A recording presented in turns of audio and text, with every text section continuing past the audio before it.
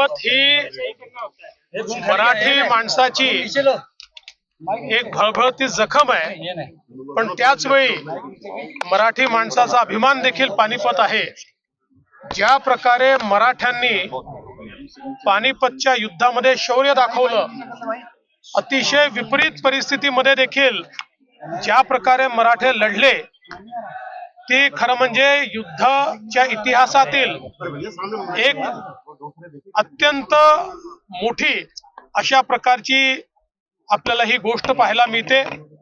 आणि या सगळ्या शौर्यानंतर आणि इतक्या मोठ्या प्रमाणावर अनेक आमचे मराठे सैनिक वीरगतीला प्राप्त झाल्यानंतर देखील मराठ्यांनी कधी हार मानली नाही आणि त्यानंतर 10 वर्षांमध्ये पुन्हा संपूर्ण भारतावर मराठ्यांनी भगवं राज्य प्रस्थापित केलं आणि दिल्ली देखील जिंकून दाखवली।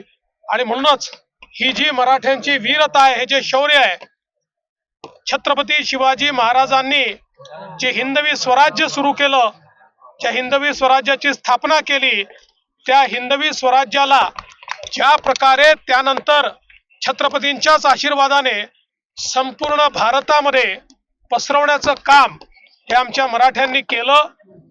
त्यात पानिपत एक अशा प्रकारची लढाई आहे की ज्या लढाईमध्ये जरी तांत्रिक दृष्ट्या पराजय झाला तरी मराठे कधीच हारले नाहीत आणि त्यांनी आपलं शौर्य सातत्याने इतकं वाढवलं की त्यानंतर या भारतावर अशा प्रकारची आक्रमण करण्याची हिम्मत कोणाची झाली नाही। आणि म्हणून या शौर्यभूमीला वंदन करण्याकरता या ठिकाणी आम्ही आलेलो आहोत। आणि खऱ्या अर्थानं मी शौर्यभूमीचं जे ट्रस्ट आहे, त्या ट्रस्टचे मनापासून आभार मानतो आणि अभिनंदन करतो की आमचा इतिहास जिवंत ठेवण्याचं काम त्यांनी केलं।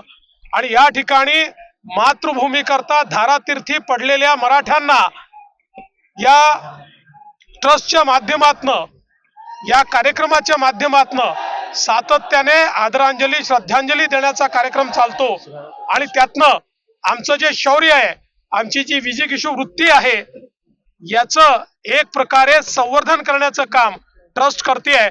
आणि म्हणून मी ट्रस्टचं मनापासून अभिनंदन करतो। निश्चितपणे आत्ताच ट्रस्टशी माझी चर्चा झालेली आहे, काही त्यांनी गोष्टी बाबी लक्षात आणून दिलेल्या आहेत, त्यामुळे निश्चितपणे या संदर्भात इथला परिसर असेल, इथलं स्मारक असेल, याला अधिक चांगलं करण्याकरता ज्या ज्या गोष्टी करण्याची आवश्यकता पडेल, महाराष्ट्र सरकार पुढाकार घेऊन त्या सगळ्या गोष्टी करेल। या मंगल भूमीला वंदन करण्याकरता येण्याची संधी मला मिळणं हे माझं सौभाग्य असं मी समजतो।